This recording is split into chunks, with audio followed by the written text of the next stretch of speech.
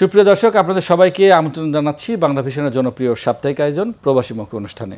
সাথে আছি আমি ইমরুল কায়েস। আজ প্রবাসীমুখের 698তম পর্ব প্রচার হচ্ছে।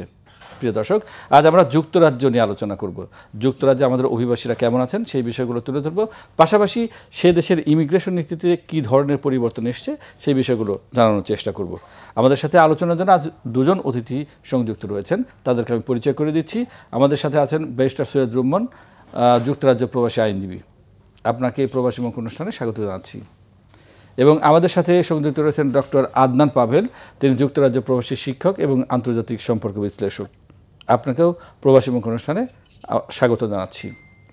শুরুতেই আমি যাচ্ছি আমাদের অতিথি ব্যারিস্টার সৈয়দ রুম্মানের কাছে। ব্যারিস্টার সৈয়দ রুম্মান, আমরা যেমনটি বলছিলাম যে আমরা অভিবাসন নীতি নিয়ে আলোচনা করব, তো আপনার কাছে জানতে চাই যে আমরা শুনেছি যে অভিবাসন ফি অর্থাৎ ইমিগ্রেশন ফি বেড়েছে, এটার প্রভাব নিয়ে আমাদেরকে বলেন।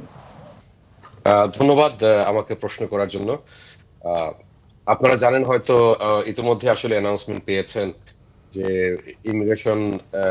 ইমিগ্রেশন রিলেটেড যে ফি গুলো আছে সেই ফি গুলো আসলে চেঞ্জ হয়েছে এবং এফেক্টিভ ফ্রম 9 এপ্রিল। তো মানে হচ্ছে আসলে it is already has N effect. যারা গতকালকের পর থেকে যারা অ্যাপ্লিকেশন করবেন তাদের ক্ষেত্রে নতুন ফিটা অ্যাপ্লিকেবল হবে। তো এই ফিসটা আসলে অনেক জায়গাতেই আসলে ইনক্রিজ হয়েছে এবং তার পেছনে আসলে কারণ আছে। সেটি হলো যে হোম অফিস তারা গত বছর আসলে ফি বাড়িয়েছিল এবং ফার্দার একটা ফি ইনক্রিজ হলো। এবং শুধুমাত্র যে হোম অফিসের ফি সেটি না, কোর্টস এন্ড ট্রাইব্যুনালস এর ফিও আসলে বেড়ে গিয়েছে। আমি তার কয়েকটা এক্সাম্পল আপনাদেরকে দিব। তো ফি বাড়ার পেছনে আসলে দেখা গেছে যে কোভিড এর সময় ধরে অনেকদিন ধরেই আসলে ফি বাড়ছিল না, ফ্রিজ ছিল, কিন্তু গত বছর বেড়েছে এক ধাপে, দ্বিতীয় ধাপে এইবার আবার কিছুটা বাড়লো। আপনার বিভিন্ন অ্যাপ্লিকেশন যে ক্যাটাগরি আছে, ফ্যামিলি রুট কিংবা স্টুডেন্ট রুট কিংবা ভিজিটর রুট, এই সবগুলো ক্ষেত্রেই আসলে ফিটা বেড়েছে এবং এটা এটা হয়তো দেখা যাবে যে স্লাইটলি ইনক্রিজ এই ফিটা, কিন্তু এই স্লাইট ইনক্রিজটা আসলে কারো ক্ষেত্রে হয়তো একটা বড় ধরনের এফেক্ট পড়বে। কারণ যাদের লার্জ ফ্যামিলি আছে তাদের ক্ষেত্রে আসলে একটা বড় ধরনের এফেক্ট পড়বে, কারণ এর সাথে ইমিগ্রেশন হেলথ সার্চার্জও আছে, যেটি আসলে পরিমাণটা অনেক বেশি। তো হয়তো সিঙ্গেল অ্যাপ্লিকেন্টের ক্ষেত্রে এই ইনক্রিজটা খুব একটা বেশি হবে না। আমি যেমন হোম অফিসের ওয়েবসাইট থেকে আমি ফি বলছি আপনাদেরকে। জি জি বলেন। যেমন ভিজিট ভিসার ক্ষেত্রে ফিটা বেড়েছে এবং স্পাউস ভিসা সহ আরো বিভিন্ন ভিসার ক্ষেত্রে বেড়েছে এবং দিজ আর ইনটু এফেক্ট নাও। যেমন আমি বলছিলাম যে কোর্টের ফিটাও বেড়েছে। কোর্টের ফি যেমন জুডিশিয়াল রিভিউ, আপনারা হয়তো জানেন ইমিগ্রেশনের ক্ষেত্রে অনেকে আসলে জুডিশিয়াল রিভিউ করেন এবং জুডিশিয়াল রিভিউ ফিটা আপনার আগে ছিল যেমন 169 in upper tribunal if someone wants to bring a judicial review claim. এটা হয়েছে এখন 174 প্রবাবলি। সো এইরকম আপনার হোম অফিসের ক্ষেত্রে ফি বেড়েছে। যেমন visit visa, short visit visa যেটি 6 মান্থসের, যেটি আগে ছিল 115 পাউন্ডস, এটি এখন হয়েছে 127 পাউন্ডস। তো এখানে স্লাইট ইনক্রিজ হয়েছে, যেটি 12 পাউন্ডস। আবার 2 ইয়ার্স এর ক্ষেত্রে আপনার এটি 43 পাউন্ডস এখানে ইনক্রিজ হয়েছে। 5 ইয়ার্স এর ক্ষেত্রে হয়েছে 77 পাউন্ডস। এবং যদি দেখা যায় যে ফ্যামিলি মেম্বারটা লার্জ ফ্যামিলি মেম্বার আসছে, তখন তাদের ক্ষেত্রে আসলে বড় অঙ্কের ডিফারেন্স মেক করতে হবে। আর যারা ইন কান্ট্রি অ্যাপ্লিকেশন করবেন বিভিন্ন ক্যাটাগরিতে, তাদের ক্ষেত্রে আসলে ফি বেড়েছে। স্টুডেন্টদের ক্ষেত্রে ফি বেড়েছে 34 পাউন্ডস। শর্ট টার্ম স্টুডেন্টের ক্ষেত্রে বেড়েছে 14 পাউন্ডস। এখানে এরপরে আরো যেমন আপনার ওয়ার্ক রিলেটেড আর বিভিন্ন ভিসার ক্ষেত্রে আসলে ফিটা বেড়েছে। মোটামুটি আপনার ধরতে পারেন যে সব ক্যাটাগরিতে আসলে ফিটা বেড়েছে। So this may have a huge financial impact on some families. British nationality, সেই ক্ষেত্রে আসলে ফিটা একটু বড়ভাবে বেড়েছে, আপনার 105 পাউন্ডস বেড়েছে। স্পন্সরশিপের ক্ষেত্রে কিছুটা কোনো কোনো জায়গায় আসলে বেড়েছে। তো এই এই হচ্ছে আসলে ওভারঅল বাড়াটা, এবং ব্যারিস্টার এই ব্যারিস্টার বাড়াটা রুম্মন অনেকের ফ্যামিলিতে আসলে ব্যারিস্টার এফেক্ট রুম্মন করতে আপনার পারে। কাছে জানতে চাচ্ছি, এই যে বাড়ার কারণটা কি, হঠাৎ করে এটা বাড়ানোর কারণ কি, ফিটা বাড়ানোর? আপনি বলছেন যে কোভিডের কারণে থেমেছিল, শুধু কি এটাই কারণ নাকি আরও কোনো কারণ আছে, অন্য কোনো কারণ আছে? আহ, এটা আসলে যেটা বিভিন্ন নিউজ থেকে আসলে আমরা জেনেছিলাম, যে বিভিন্ন পোর্টাল থেকে, বিভিন্ন আমাদের লিগাল যে ব্লগ আছে, যে অনেকদিন ধরে আসলে এটা ফ্রিজ ছিল, এবং হোম অফিস তারা ফি বাড়ায়নি। তো গত বছর এক ধাপে বেরিয়েছে, এই বছর আরেক ধাপে আপনার বাড়ালো। কিন্তু আসলে আহ, এটা যে আসলে স্পেসিফিক কারণ যে কি, তারা হয়তো অ্যাডমিনিস্ট্রেটিভ কারণে তারা আসলে বাড়িয়েছে, কিন্তু আহ, এটা এটা কোয়েশ্চেনটা আসলে পাবলিকের কাছে রয়েই যায়, হোম জি, অফিসের কি আসলে আহ, এত, তাদের অ্যাডমিনিস্ট্রেটিভ ফিটা কি আসলে এত বেশি যে তাদের আসলে ফি না বাড়ালেই নয়। মানে তো যৌক্তিক যৌক্তিক হয়েছে এটি কিনা আসলে বাড়ানোটা? স্পেসিফিক কারণ। জি। বাড়ানোটা যৌক্তিক হয়েছে কিনা? ধরেন আগে হয়তো ফ্রিজ করা ছিল বা একটা জায়গায় থেমে ছিল, কিন্তু হঠাৎ করে যে ফিটা বাড়ানো হলো, এটা যৌক্তিক আকারে বাড়ানো হয়েছে কি, নাকি একটু বেশি বাড়ানো হয়েছে ইমিগ্রেশন ফি? বাড়ানোর যে পরিমাণ, বিভিন্ন বিভিন্ন জায়গায় বাড়ানোর যে পরিমাণ, সেটি আসলে আমি যে এক্সাম্পল দিলাম সেটি আসলে বেশি না সিঙ্গেল অ্যাপ্লিকেন্টের ক্ষেত্রে। সেই ক্ষেত্রে হয়তো যৌক্তিক কিছুটা, কিন্তু যখন আপনি লার্জ স্কেলে চিন্তা করবেন, কারণ এমনও আছে আমাদের ক্লায়েন্টস যারা 6 থেকে 8 জন ফ্যামিলি মেম্বার, 10 জন ফ্যামিলি মেম্বার, তখন তাদের ক্ষেত্রে কিন্তু আসলে বড় ধরনের একটা ডিফারেন্স মেক করতে হচ্ছে, কারণ এর সাথে আপনার ইমিগ্রেশন হেলথ সার্চার, সেটিও আসলে অনেক একটা হিউজ একটা অ্যামাউন্ট, যেটি গত বছর বেড়েছে। তো এই ক্ষেত্রে আসলে আহ, যৌক্তিকতা নিয়ে আসলে এটা একটা প্রশ্ন রয়েই যাচ্ছে, যে এটা আসলে কতটুকু যৌক্তিক, আসলে কি হোম অফিসে এত টাকা কস্ট, এত পাউন্ডস কস্ট যায় কিনা, যেটা কারণে তাদের আসলে এখন গত বছরের পর এত তাড়াতাড়ি আবার বাড়াতে হলো।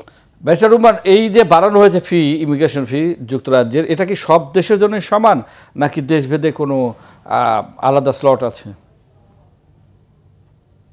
না, এটি এইটা হলো স্ট্যান্ডার্ড ফি ফর এভরিওয়ান।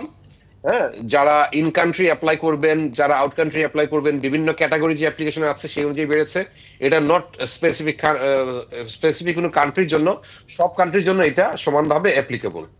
তাহলে তো আমাদের মতো দেশগুলো, অর্থাৎ উন্নত বিশ্বের দেশগুলোর তুলনায় যারা উন্নয়নশীল দেশ, আমাদের মতো দেশ, তারা তো কিছুটা এফেক্টেড হওয়ার কথা আর কি। কারণ সমান হলে হয়তো উন্নত দেশগুলোর নাগরিকদের জন্য সেটা খুব একটা বেশি না, বাট উন্নয়নশীল দেশের জন্য তো কিছুটা বেশি।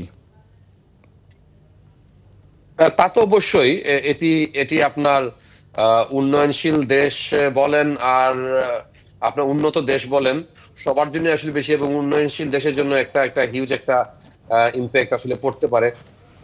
যেমন ধরেন আপনি স্টুডেন্ট ভিসার ক্ষেত্রে, ইন কান্ট্রি একটা স্টুডেন্ট ভিসার আপনার তাদের এক্সটেনশন কিংবা আপনার সুইচিং এর ক্ষেত্রে আপনার বেড়েছে 34 পাউন্ডস।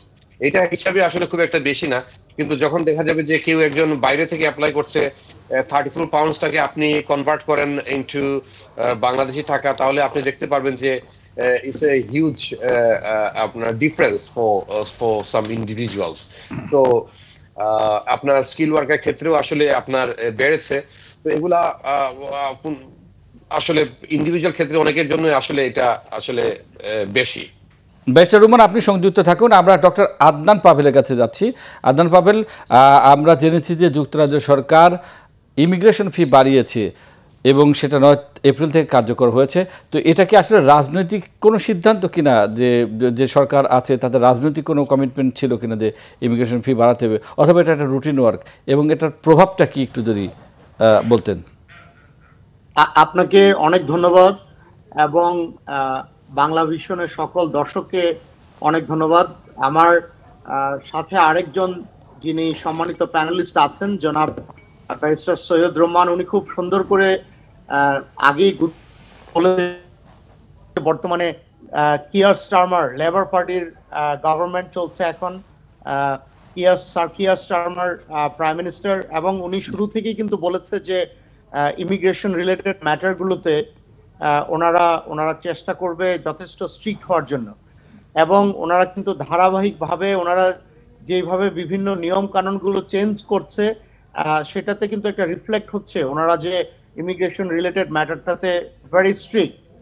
আপনি ব্যারিস্টার সৈয়দ রহমান আরো ভালো বলতে পারবে যে কিয়ার স্টারমার প্রাইম মিনিস্টার হওয়ার পরে লেবার পার্টি আপনার সরকার গঠন করার পর থেকে এখন পর্যন্ত কিন্তু আপনার সিগনিফিক্যান্ট একটা নাম্বার কিন্তু ডিপোর্ট করা হয়েছে ব্রিটেন থেকে, যারা ইললিগাল ছিল, ওভারস্টেয়ার ছিল, তাদেরকে ডিপোর্ট করা হয়েছে।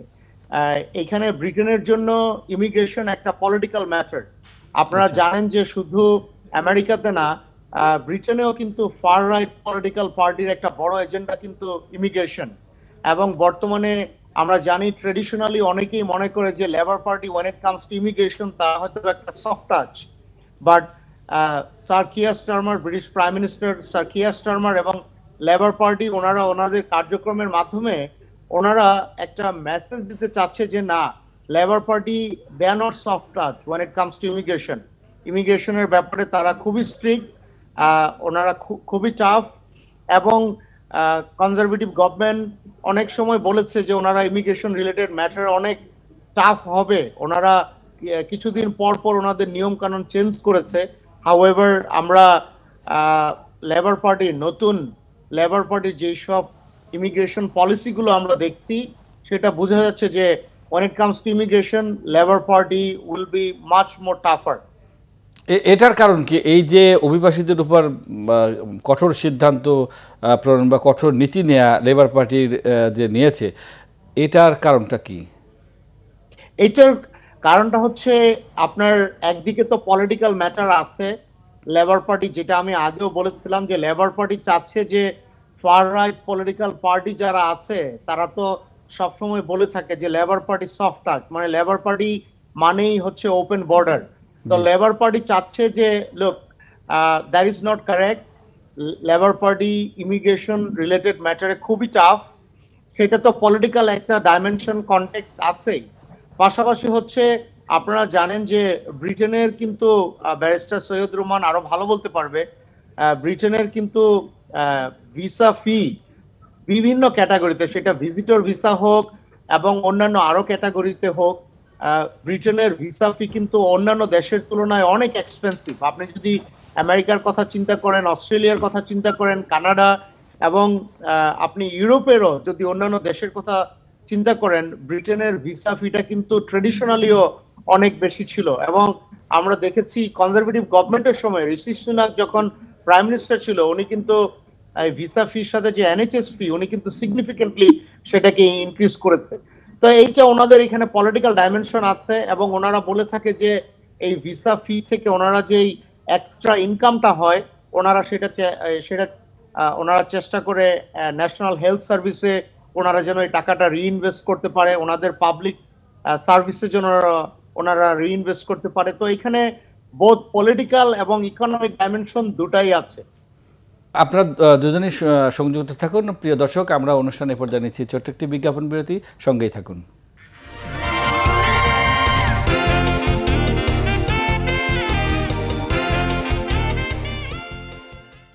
প্রিয় দর্শক, বিজ্ঞাপন বিরতির পর আপনাদের আবারও স্বাগত জানাচ্ছি প্রবাসী মুখ অনুষ্ঠানে।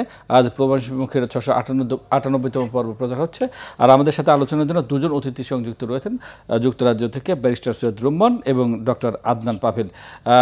ব্যারিস্টার সৈয়দ রুম্মান, কারা সবচেয়ে বেশি ক্ষতিগ্রস্ত হবে? বা যেমন স্টুডেন্টও তো, মানে স্টুডেন্টের কথা বলছিলেন, আবার যারা লার্জ স্কেলে নেবে তাদের কথা বলছিলেন, তো সবচেয়ে বেশি ক্ষতিগ্রস্ত কারা হবে? সবচেয়ে বেশি এফেক্টেড যারা হবে তারা হলো যারা লার্জ ফ্যামিলি। আমি যেটা বলছিলাম যে ইন্ডিভিজুয়ালের ক্ষেত্রে আপনার 34 পাউন্ড 50 পাউন্ড এই যে বাড়া, কিংবা 20 পাউন্ড 21 পাউন্ড এগুলো যে বাড়া, এগুলো আসলে আপনি যদি দেখেন আপনি অবজেক্টিভলি, তাহলে আসলে খুব বেশি বাড়েনি। কিন্তু যখন একটা লার্জ একটা ফ্যামিলি যখন অ্যাপ্লাই করবে, তখন তাদের জন্য কিন্তু একটা হিউজ একটা ফাইন্যান্সিয়াল বার্ডেন হবে। তারপরে এটা তো অলরেডি কার্যকর হয়ে গেছে, অর্থাৎ 9 তারিখ আপনি বললেন, সেটা অলরেডি কার্যকর হয়ে গেছে। এখন থেকে অ্যাপ্লাই করতে হলে কেউ যদি যুক্তরাজ্যে যেতে চায়, ভিসা অ্যাপ্লাই করলেই তাদেরকে ইমিগ্রেশন ফি বেশি দিতে হবে, এবং কেউ বাইরে আসতে চাইলেও তাদেরও। এটা এটা ইট হ্যাজ স্টার্ট, মানে এই এফেক্টটা হয়েছে গতকালকে থেকে, 9 এপ্রিল থেকে। আচ্ছা, স্টুডেন্টদের বর্তমান অবস্থা আপনার কাছে একটু জানতে চাচ্ছি। এই ইমিগ্রেশন ফি বাড়ানো সহ নানা অন্যান্য সব কারণ মিলে এখন বাংলাদেশি স্টুডেন্টরা যারা আছে তাদের অবস্থা, এবং ওভারঅল যারা শিক্ষার্থী রয়েছেন বাইরে থেকে এসেছেন যুক্তরাজ্যে পড়াশোনার জন্য, তাদের অবস্থা কেমন?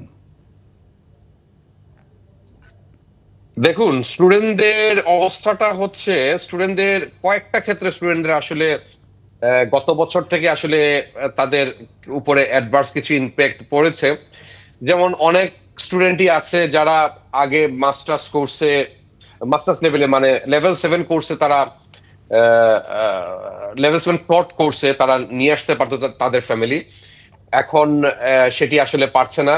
শুধুমাত্র লেভেল 7 রিসার্চ বেসড যে কোর্সগুলো আছে, রিসার্চ ডিগ্রিগুলো আছে, সেগুলোতে শুধুমাত্র তারা তাদের ফ্যামিলি নিয়ে আসতে পারে, এবং যে আদার যে রিসার্চ ডিগ্রি আছে লাইক পিএইচডি, সেগুলোতে ডক্টরেট যে কোর্সেস গুলা, সেগুলোতে তারা তাদের ডিপেন্ডেন্স নিয়ে আসতে পারে। তো এটি আসলে স্টুডেন্টদের জন্য একটা বড় একটা বাধা, এবং এটা কারণে কিন্তু গত বছরের একটা স্ট্যাটিস্টিক্সে দেখা গেছে যে আপনার number of students coming to the UK from overseas has declined. So এইটা, এবং ইউনিভার্সিটির যে ভাইস চ্যান্সেলর যে একটা গ্রুপ আছে, তারা কিন্তু এটা নিয়ে আসলে কনসার্ন রেইজ করেছে, কিন্তু এটা এখনো আসলে ফলপ্রসূ কোনো আউটকাম আসলে আসেনি। তো এছাড়া দেখা গেছে যে স্টুডেন্টদের ক্ষেত্রে সবচেয়ে আরেকটা বড় যে প্রবলেম হচ্ছে সুইচিং। স্টুডেন্টরা যদি তাদের কোর্সটা শেষ না করতে পারে, তাহলে এখানে একটা হলো সাকসেসফুলি কোর্স কমপ্লিশন, আর একটা হলো জাস্ট কোর্স কমপ্লিশন। তো সাকসেসফুলি কোর্স কমপ্লিট করলে তারা তো অবশ্যই গ্রাজুয়েট রুটে যেতে পারে। আর যারা কোর্স আরেকটা আছে যে regardless of successfully or unsuccessfully, just তাদেরকে কোর্স কমপ্লিট করতে হবে টু সুইচ ইনটু আপনার ওয়ার্ক ভিসা, লাইক আপনার skill worker visa, health and skill worker ভিসার আন্ডারে যেগুলো আছে, যে আপনার যেমন আপনার হেলথ এন্ড কেয়ার সহ যত ধরনের স্কিল ওয়ার্কারের আন্ডারে আছে, কিংবা যত ধরনের ওয়ার্ক ভিসা আছে, সেগুলোতে সুইচ করতে গেলে তাদের অবশ্যই ইন কান্ট্রি যদি থাকে, তাদেরকে অবশ্যই কোর্সটা কমপ্লিট করতে হয়, which means they have to attend classes, এবং তাদের এক্সামটা দিতে হবে, তাদের টিউশন ফিজ আনপেড থাকতে পারবে না। তো এই কন্ডিশন যদি তারা ফুলফিল করে দেখেন, switch to work related visa, even তাদের ডিপেন্ডেন্ট যদি মেইন অ্যাপ্লিকেন্ট হয়, তখনও তারা সুইচ করতে পারবে না। তো এছাড়া তাদের ইনডেফিনিট লিভ টু রিমেইনের ক্ষেত্রে একটা বড় ধরনের চেঞ্জ আছে, সেটি নিয়ে আমরা হয়তো এখানেও ডিসকাস করতে পারি। ব্যারিস্টার সৈয়দ রুমন, আপনি বলছিলেন যে শিক্ষার্থীদের যে ইন্ডিপেন্ডেন্টলি সেটেল হওয়ার জন্য যে আবেদন আর কি, সে বিষয়ে আপনার কাছে একটু বিস্তারিত আসলে জানতে চাচ্ছি, সেখানে কোনো চেঞ্জেস আছে কিনা সেই বিষয়গুলো একটু জানতে চাচ্ছি, এবং এই ব্যাপারটা বিস্তারিত বলবেন এই কারণ শিক্ষার্থীরা যারা যুক্তরাজ্যে যায় তাদের তো একটা লক্ষ্য এবং উদ্দেশ্য থাকে যে পার্মানেন্ট সেটেল হওয়া বা পিআর পাওয়া। অসংখ্য ধন্যবাদ আপনার এই প্রশ্নটির জন্য, যেটি নিয়ে আমি বলেছিলাম যে আমরা একটু ডিসকাস করব। সেটি হচ্ছে আমাদের যারা স্টুডেন্ট, যারা বাংলাদেশ থেকে পার্টিকুলারলি যারা আসেন, তাদের অবশ্যই অনেকেরই চিন্তা ভাবনা থাকে যে তারা এদেশে এসে একটা সময় তারা সেটেল হবেন, ইনডেফিনিট লিভ টু রিমেইন তাদের হবে। তো সেই হিসাবে যদি বলতে হয় যে এই জায়গাটাতে আসলে একটা ম্যাসিভ একটা চেঞ্জ এসেছে। এই চেঞ্জেসটা গত বছরই আসলে এসেছে, এবং এই চেঞ্জেসের কারণে দেখা যাচ্ছে যে অনেক স্টুডেন্ট যারা একটা সময় তারা চিন্তা করতেন যে তারা 10 বছর এই দেশে যদি তারা কন্টিনিউয়াসলি থাকেন এবং লফুলি থাকেন, তারা হয়তো ইনডেফিনিট লিভ টু রিমেইন এর জন্য তারা অ্যাপ্লাই করতে পারেন, এবং যেটা অনেকেই আসলে প্রিভিয়াসলি করেছেন। তার আগে আমি একটা জিনিস বলে নেই যে যদিও ডেসপাইট দিস চেঞ্জেস, আসলে যে স্টুডেন্ট যে রুট, সেই স্টুডেন্ট রুটে কিন্তু এটা প্রথমে একটা কথা থাকে যে this route is not a route to settlement. মানে হচ্ছে সোনলি স্টুডেন্ট রুট দিয়ে কেউ যদি আসেন, তাহলে কিন্তু স্টুডেন্ট রুটের মাধ্যমে যে ইউকেতে সেটেল হওয়া, মানে ইনডেফিনিট লিভ টু রিমেইন পাওয়া, পরবর্তীতে সিটিজেনশিপ পাওয়া, এটা কিন্তু আসলে সুযোগ নাই। But combination of different leaves, মানে আর অন্যান্য লিভ টু রিমেইন যদি তাদের থাকে, এবং স্টুডেন্ট সহ কিংবা স্টুডেন্টই সোললি যদি একটা ক্যাপ আছে, তারা যদি 10 বছর এই দেশে কন্টিনিউয়াসলি এবং লফুলি তারা যদি থাকতে পারেন, তখন কিন্তু তাদের ইনডেফিনিট লিভ টু রিমেইন পাওয়া কিংবা সেটেল হওয়ার একটা সুযোগ থাকে। কিন্তু এই জায়গাটাতে গত বছরের মার্চ অথবা এপ্রিলে, এক্স্যাক্টলি রিকল করতে পারছি না, মার্চ অথবা এপ্রিলে একটা চেঞ্জেস এসেছিল, ওই খুব সম্ভবত 11 এপ্রিল গত বছরের। ওই চেঞ্জেস এর মাধ্যমে বলা হয়েছে যে যারা যারা এই দেশে সেটেল হতে চায়, তারা সেটেল হওয়ার সময় যদি ওই 11 এপ্রিলের আগে তাদের যদি লিভ টু রিমেইন থাকে, তাহলে তারা ফলোইং দ্যাট লিভ তারা সেটেলমেন্টের অ্যাপ্লিকেশন তারা করতে পারবে। কিন্তু পরবর্তীতে যদি ওই 11 এপ্রিলের পরে যদি কারো লিভ থাকে, তাহলে তার লিভটা থাকতে হবে 1 বছরের, পুরো 1 বছর থাকতে হবে ওই লিভে। যদি গ্রান্ট হয় কোন লিভ, সেটিতে তারা থাকতে হবে পুরো 1 বছর, থাকার পরে দেন তারা ইনডেফিনিট লিভ টু রিমেইন তারা পেতে পারে। এবং এখানে আরো চেঞ্জেস যেটি হচ্ছে সেটি এখানে কন্টিনিউয়াস রেসিডেন্সির যে একটা রিকোয়ারমেন্টস আছে এবং লফুল রেসিডেন্সি রিকোয়ারমেন্টস আছে, এখানে আসলে অনেক বড় ধরনের লিগাল চেঞ্জেস এসেছে। সেটি হয়তো এই প্রোগ্রামে বলাটা অনেক অনেক ডিফিকাল্ট হবে কারোর জন্য, কারোর জন্য ডিফিকাল্ট হবে আন্ডারস্ট্যান্ড করা। এবং এই জন্য আসলে যারা আছেন স্টুডেন্ট, যারা এই বিষয়ে যারা জানতে চান, তাদের আসলে একজন ইমিগ্রেশন অ্যাডভাইজারের কাছে গিয়ে তাদের এই বিষয়ে জানতে হবে। একটা বড় ধরনের আসলে চেঞ্জেস এসেছে, কারণ ইনডেফিনিট লিভ টু রিমেইনের জন্য যখন অ্যাপ্লাই করতে হয়, তখন দুইটা রিকোয়ারমেন্ট ফুলফিল করতে হয়। একটা হচ্ছে লফুল রেসিডেন্সি, যে লফুলি তাদের ইউকেতে থাকতে হবে, আরেকটা হচ্ছে কন্টিনিউয়াস রেসিডেন্সি, এবং তাদের এই লিভ টু রিমেইনটা আসলে কন্টিনিউয়াস থাকতে হবে ইউকেতে। জি, সৈয়দ রহমান, আপনি সংযুক্ত থাকুন। আমরা ডক্টর আদনান পাভেল আপনার কাছে একটু জানতে চাচ্ছি যে এই যে সিদ্ধান্তটি নিয়েছে, এই সিদ্ধান্তটির কারণে বাংলাদেশ আসলে কতখানি প্রভাবিত হবে? অর্থাৎ বাংলাদেশ থেকে তো বিভিন্ন সময় অভিবাসীরা যায় এবং যুক্তরাজ্য একটা স্বপ্নের দেশ, তো বাংলাদেশের উপর এর প্রভাব কতখানি পড়বে বলে মনে করেন? এইটা বাংলাদেশিদের উপর তো অবশ্যই এটার প্রভাব আছে। আপনারা জানেন, আপনি যেটা বলছিলেন যে যুক্তরাজ্য তো অনেকের কাছে একটা ড্রিম ডেস্টিনেশন। যুক্তরাজ্যের সাথে বাংলাদেশের তো সবসময় একটা হিস্ট্রিক্যাল লিঙ্কও আছে। জি, তো আমার মনে হয় এটার তো একটা প্রভাব আছে, but also at the same time আমাদের মনে রাখা উচিত যে যুক্তরাজ্য, যুক্তরাষ্ট্র, অস্ট্রেলিয়া, কানাডা, এই ডেস্টিনেশন বা ইউরোপের অনেক দেশ আছে, এই ডেস্টিনেশনগুলো তো আপনার অলওয়েজ এক্সপেন্সিভ ছিল। এটা তো কখনোই যে আপনার এই টাকা পয়সা কম খরচ করে এইসব দেশে এই ন্যারেটিভটা তো কখনোই প্রযোজ্য ছিল না। তো এনিওয়ে, এটা হয়তো বা আরেকটা এডিশনাল বার্ডেন হবে। এটা একটা আপনার এডিশনাল, এটা একটা হ্যাসেল, এডিশনাল স্ট্রেস, ইকোনমিক একটা স্ট্রেস হবে। বাট আমার কাছে মনে হয় যে ব্যারিস্টার সৈয়দ রহমান একটু আগেও যে জিনিসটা বলছিল যে আপনি যে ভিসা ফির সাথে যে এনএইচএস ফি, এটা বাড়ানোর কারণে কিন্তু একটা সিগনিফিক্যান্ট প্রভাব পড়েছে। এটা there is no doubt at all. এটা আমরা জানি যে ব্রিটেনের ভিসা ফি গুলো অনেক expensive, it is becoming even more expensive. এটা অনেকের জন্য এটা একটা হ্যাসেল, এটা একটা এডিশনাল ইকোনমিক স্ট্রেস আমি বলবো। জি, প্রিয় দর্শক, আজ এখানেই শেষ করছি। আমাদের দুজন অতিথি চমৎকার আলোচনা করেছেন। যুক্তরাজ্যের অভিবাসন নীতি নিয়ে অনেক বিষয় আজকের আলোচনায় উঠে এসেছে। যারা যুক্তরাজ্য যেতে চান, বিশেষ করে যারা শিক্ষার্থী যারা যেতে চান, তাদের সব বিষয়ে অবগত হয়ে তারপরে যুক্তরাজ্য পাড়ি দেবেন, সেই প্রত্যাশা ব্যক্ত করে আমাদের অনুষ্ঠান আজ এখানেই শেষ করছি। সবাই ভালো থাকুন, সুস্থ থাকুন। আল্লাহ হাফেজ।